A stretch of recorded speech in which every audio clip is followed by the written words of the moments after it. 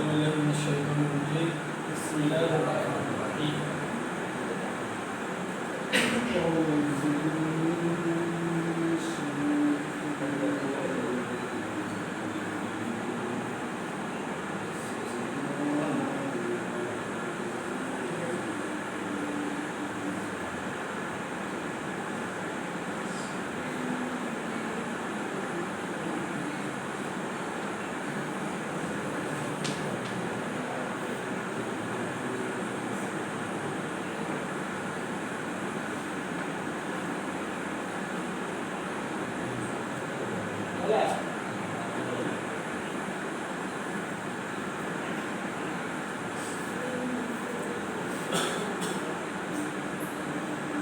الحمد لله رب العالمين والعاقبة للمتقين والصلاة والسلام على سيد المرسلين وعلى آله وأصحابه أجمعين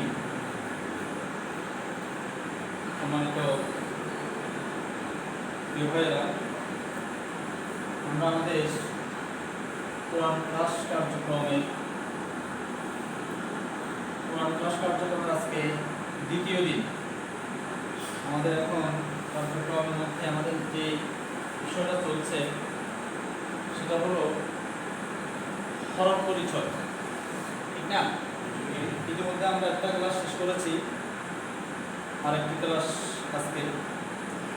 আমাদের হরফ পরিচয়ের মধ্যে আমি গত ক্লাসে যে কথাগুলো বলছি সংক্ষেপে বলছি, প্রতিটি ভাষারই বর্ণমালা রয়েছে, আরবিরও বর্ণমালা, এটাকে আরবিতে বলা হচ্ছে হরফ।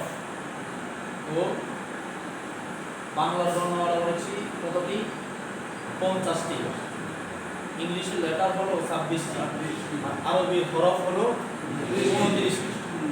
আমরা গত ক্লাসে আমরা 5টি হরফের পরিচয় শেষ করেছি।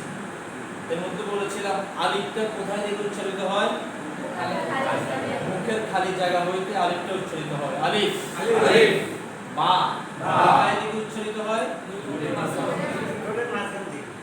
ঠোঁটের মাঝখান থেকে। দুই ঠোঁট পুরোপুরি মিলে যাবে, সেখান থেকে বাটা উচ্চারিত হবে। বা, না? তাটা কোথায় থেকে উচ্চারিত হয়? জিহ্বার আগা উপরের দুই দাঁতের গোড়ার সাথে লেগে তা, কি উচ্চারিত হয়? তা। এরপর হলো 4 নম্বরে তা। তা কোথায় থেকে উচ্চারিত হয়? জিহ্বার আগা দুই দাঁতের আগার সাথে লেগে উচ্চারিত হয় তা। কোমল ভাবে একদম আলিফ বা তা উচ্চারণ করা তেমন একটু কষ্টের বিষয় নয়। তাটা উচ্চারণ করতে একটু কষ্টের বিষয়। তাটাকে অনেক সময় সা বলে ফেলি, সা বললে কিন্তু হবে না। এটা হলো কি? সা। তা, তা। সবাই একসাথে বলি সা, তা। জিহ্বার আগা উপরের দুই দাঁতের আগার সাথে লেগে উচ্চারিত হবে তা। 5 নম্বরে কি? জিম। Gym, gym. কোথায় থেকে উচ্চারিত হয়? জিহ্বার মাঝখান থেকে। Gym, gym, gym, gym, gym. একদম কঠিন, তবে মাঝখান থেকে শক্তভাবে উচ্চারিত হবে। এই জিমের মতো করে বাংলা যদি লিখতে যাই, ঝা হবে, গোয়া তাও আপনার জ দিয়ে লিখতে হবে, রাল তাও জ দিয়ে লিখতে হবে।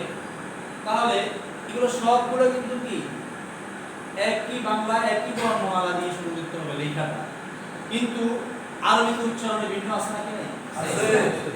তাহলে আমরা আজকে আমরা যে হরফগুলো শিখবো সেগুলো হচ্ছে জিম আমরা শেষ করেছি। আমরা আজকে শুরু করব কি? হা। হা, এটার নাম কি? হা। হা, হা, হা, হা, হা, হা। এই হা হরফটি উচ্চারিত হবে কণ্ঠনালীর মাঝখান থেকে। কোথায় থেকে? মাঝখান থেকে। কণ্ঠনালীর মাঝখান। কণ্ঠনালীকে 3টা ভাগ করলে শুরু থেকে 2টা হরফ উচ্চারিত হয়, মাঝখান থেকে 2টা হরফ উচ্চারিত হয়, আর কণ্ঠনালীর শেষ ভাগ থেকে 2টি হরফ উচ্চারিত হয়। এর মধ্যে মাঝখান থেকে উচ্চারিত হয় আইন, আ, আইন,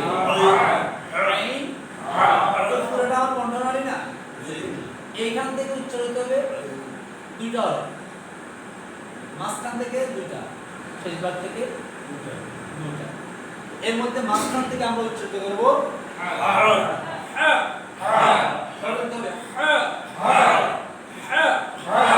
হা, কিন্তু আরেকটা আছে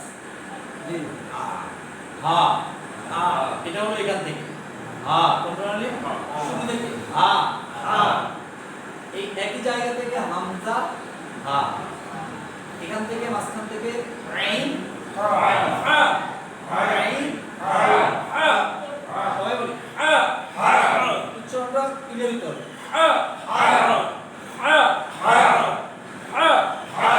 তাহলে এটার নাম কি? সবাই বলতে হবে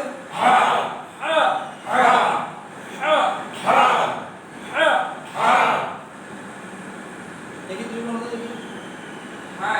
আবার কি করতে হলো? আবার যাবে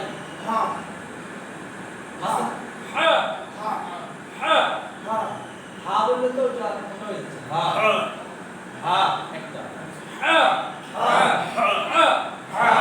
আমি যদি হাকে যদি হা বলি, হাকে যদি হা বলি হবে না, অল্প উচ্চারণে নষ্ট না, কারণ অর্থের পরিবর্তন হয়ে যাবে, আর অর্থের পরিবর্তন হবে কোরআনটা বুঝবো না। বলি সবাই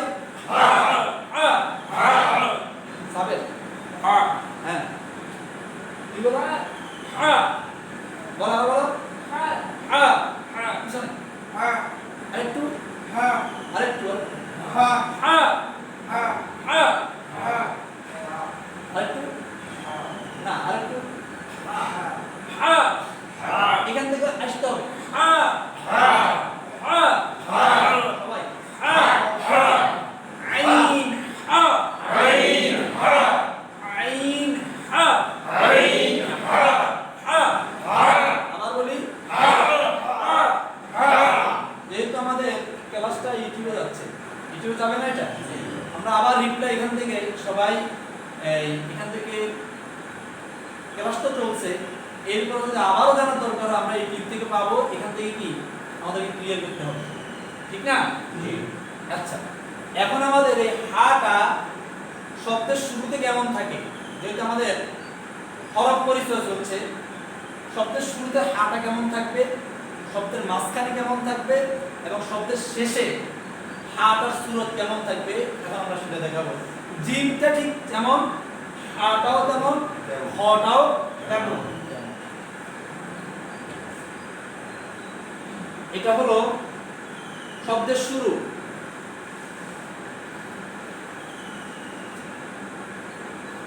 এটা আমরা এটাকে চিহ্ন কি দিয়ে বলেন তো দেখি? খালি। এটার সাথে কোনো নক্তা নেই। কি নাই? জিমের সাথে নক্তা আছে না?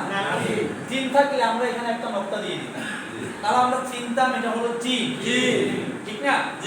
আবার যদি খ হতো তাহলে আমরা এটার উপরে নক্তা দিয়ে দিতাম, তাহলে এটা হলো খ। খ এখান থেকে খ না, তাহলে যেহেতু এটার উপরেও নক্তা নেই নিচেও নক্তা নেই, তাহলে এটা হচ্ছে কি শুরুতে আমরা এভাবে দেখলেই তাহলে মনে করতে হবে এটার নাম হলো কিন্তু মূলত হাটা ছিল কি এমন যে বাংলা বর্ণমালা চেঞ্জ হয় নাকি, মানে যেভাবে আছে ওইভাবে তো লিখতে হয়, শব্দের শুরুতে মাঝখানে শেষে কোনো পরিবর্তন হয় না না, ওখানে আমরা এটা পুরোপুরি পাই, কিন্তু আরবি হরফগুলোকে আমরা ওভাবে পাই না, শব্দের শুরুতে একরকম পাই, শব্দের মাঝখানে আরেক রকম পাই, শব্দের শেষে গিয়ে আরেক রকম পাই, বিশেষ করে শব্দের শেষে গিয়ে তার নিজস্ব যেরকম সুরত আছে ওই সুরতে আমরা পাই, ঠিক না? তাহলে আমরা শব্দের শুরুতে এখন পেলাম এটা হলো কি এভাবে হবে, এখান থেকে আবার যে কোনো কিছু হতে পারে না, যে কোনো হরফ এটার সাথে যোগ হতে পারে, তাহলে আমরা শব্দের শুরুতে আমরা পেলাম কি হাটাকে আমরা এভাবেই দেখলেই আমরা চিনব এটা হলো হা। আবার উচ্চারণ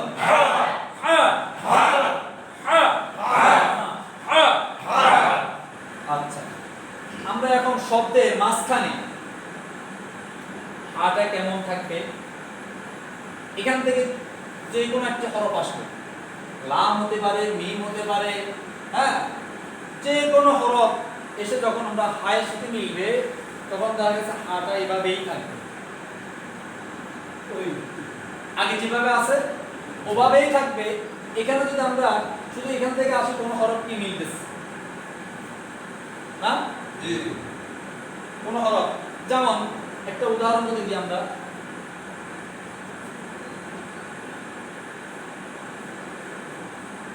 কি লিখলাম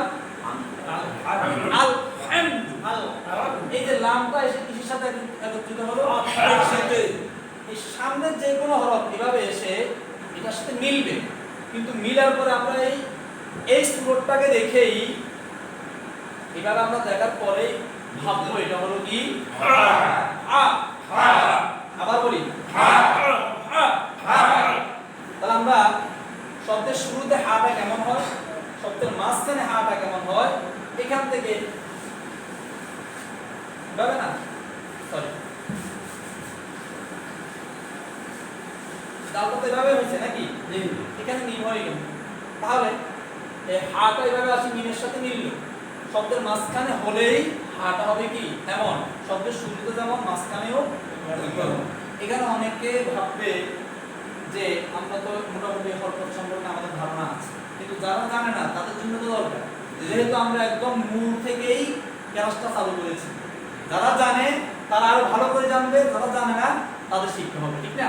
জি। আচ্ছা, তাহলে এবার আমরা এখন যাব আমরা শব্দের শেষে হাটা কেমন হয় না, শব্দের শেষে, শব্দের শেষে হাটা এই দিক থেকে আসলো, যে কোনো হরফের সাথে মিলল, মিলার পরে এসে হাটা এভাবে হয়ে তার নিজস্ব যে ভঙ্গিমা আছে, নিজস্ব যে সূরত রয়েছে, এই সূরত অনুযায়ী হাটা কি থাকবে শেষে। হ্যাঁ, শব্দের শেষে হাটা ঠিক এখানে যেভাবে আছে তার নিজস্ব যে সূরত সিফাত রয়েছে, সেই সিফাত বা সূরত অনুযায়ী হাটা কি শব্দের শেষে থাকবে। আমরা শব্দের শেষে হা চিনতে আমাদের কোনো কষ্ট হবে না, শুধুমাত্র খেয়াল রাখতে হবে হাটার সাথে কোনো কি নাই, দা নাই।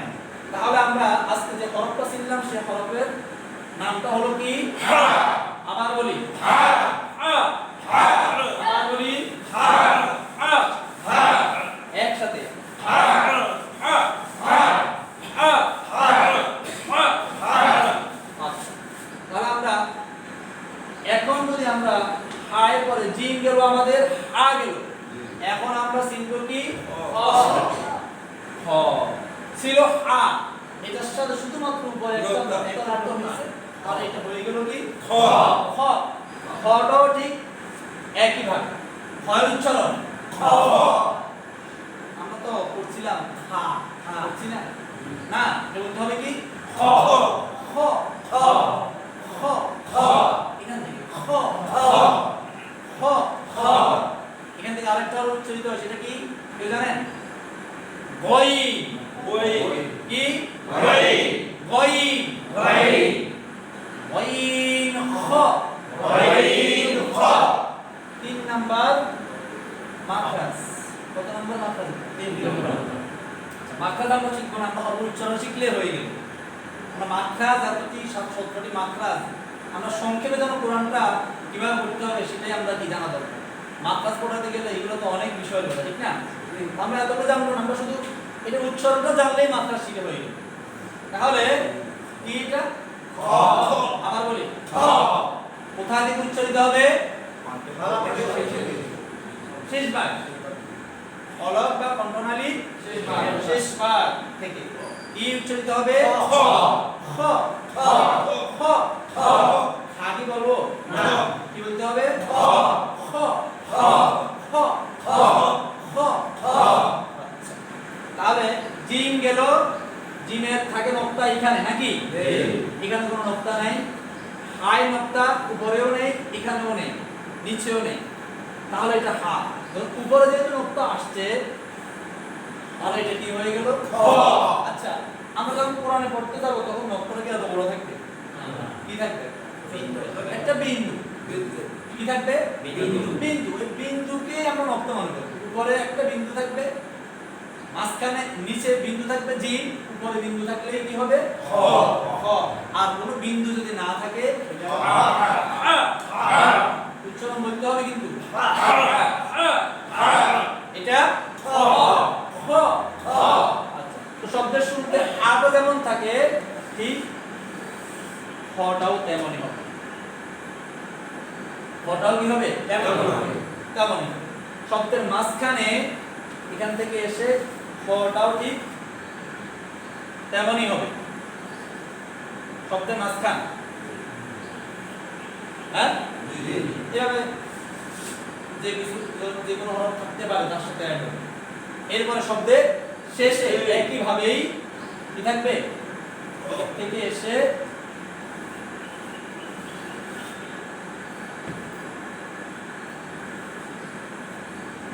এভাবেই থাকবে, তার নিজস্ব যে আকারটা সুরত রয়েছে। হ্যাঁ, তাহলে আমরা জিম আ খ এর উচ্চারণ এবং কি কোন শব্দের শুরুতে মাঝখানে শেষে কোন ভঙ্গিমায় সে কি থাকবে, কিভাবে থাকবে, কোন সুরতে থাকবে আমরা সেটা জানতে পারব।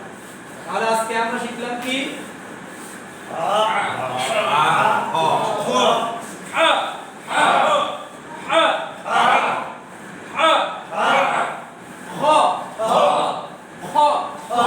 আমরা একদম প্রথম হরফটা বলি, নাম কি আলিফ। কোথায় থেকে উচ্চারিত হয়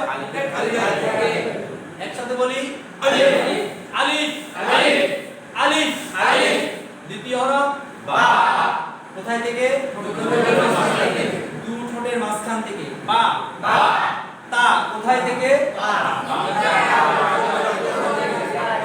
জিহ্বার অগ্রভাগ উপরে দুই দাঁতের গোড়ার সাথে রাখবে তা। এরপরে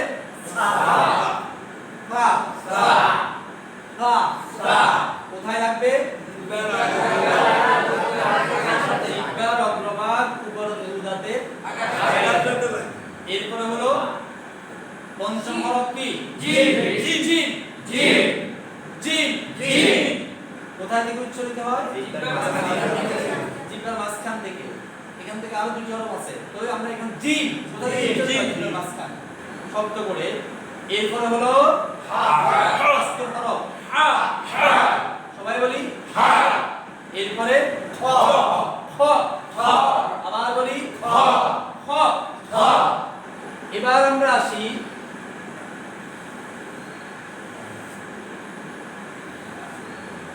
এর নাম দাল। দাল দাল কি দাল দাল দাল সবাই বলি দাল। তাটা যেই জায়গা থেকে উচ্চারিত হয় দালটাও সেই জায়গা থেকে উচ্চারিত হয়। কোথায় থেকে না জিহ্বার অগ্রভাগ উপরে দুই দাঁতের গোড়ায় দাল।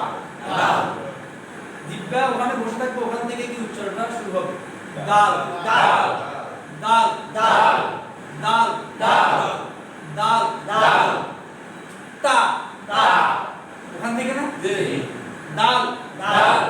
আবার বলি দাল। আবার বলি দাল দাল দাল দাল দাল। নাম কি এটা দাল। সবাই বলি দাল দাল দাল।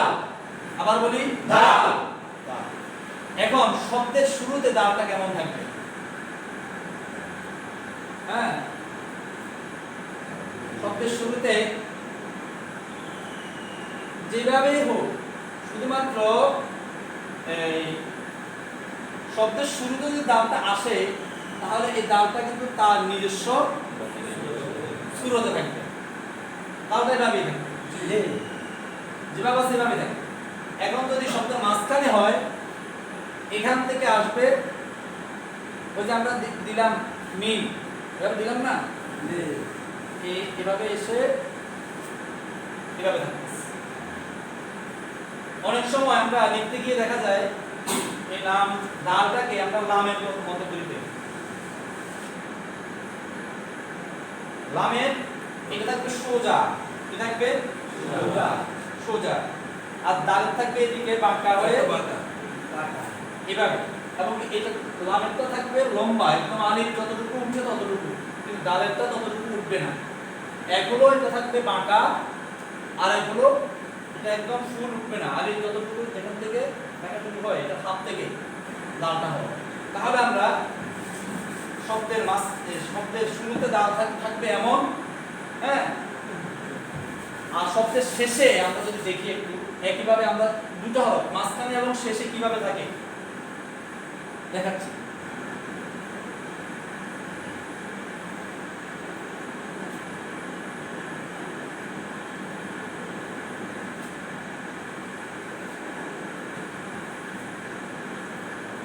কি আমরা এটা শিখি, এটা কি দাল। শব্দ কোথায় আসছে? মাঝখানে। আবার শব্দের শেষে এইভাবেও থাকতে পারে, যখন মাঝখানে কি থাকবে? আলিফ। কিন্তু যদি আলিফ না থেকে আগে থেকে কোনো হরফের সাথে মিলে এসে অন্য কোনো হরফের সাথে মিলে এসে, যেমন আমরা লিখছি কি আলহামদু, এটা শব্দের শেষে না? শব্দের শেষে ঠিক এভাবেই আছে। হ্যাঁ, আবার হতে পারে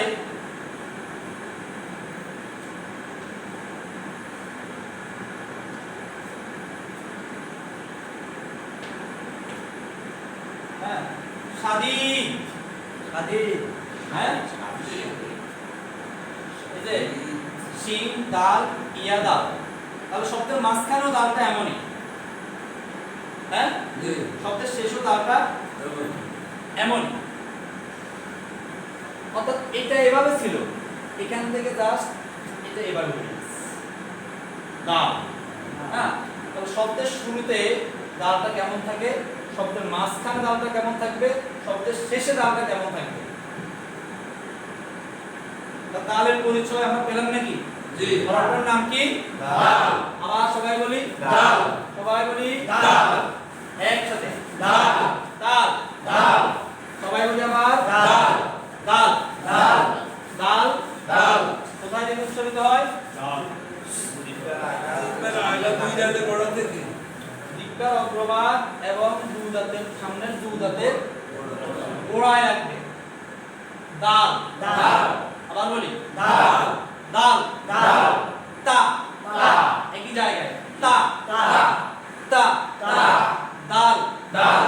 আরেকটি হরফ আছে এখানে, সেখানে সামনে গেলে বলবো। তাহলে আমরা আজকে শিখলাম কয়টি হরফ? তিনটি। কয়টি? তিনটি। প্রথম হরফটির নাম কি? হা। হা। আবার বলি হা, হা, হা। দ্বিতীয় হরফটি খ। খ, খ, খ। আসিনের উপায় হলো এটার সাথে জিম, হা, খ, এই তিনটার মধ্যে হায়ের মধ্যে কোনো নক্তা নেই। এটা হলো হায়ের কি সিনের উপায়। হ্যাঁ, এরপরে খয়ের মধ্যে উপরে নক্তা, জিমের মধ্যে নিচে নক্তা। ঠিক আছে? জি। এরপরে গেল আমাদের দাল। আমরা আজকে এই পর্যন্তই। ঠিক আছে? জি। আল্লাহ পাক আমাদেরকে যে মানসিকতা নিয়ে আমরা কোরআন শিখার জন্য এসেছি, আমাদের সকলকে কোরআন শিখার জন্য আমরা কবুল করুন। আমিন। শুদ্ধভাবে আল্লাহর আখিরি কালামকে যেন আমরা শিখার জন্য আমাদের সকলকে কবুল করে সকলকে তাওফিক দেয়। আমিন।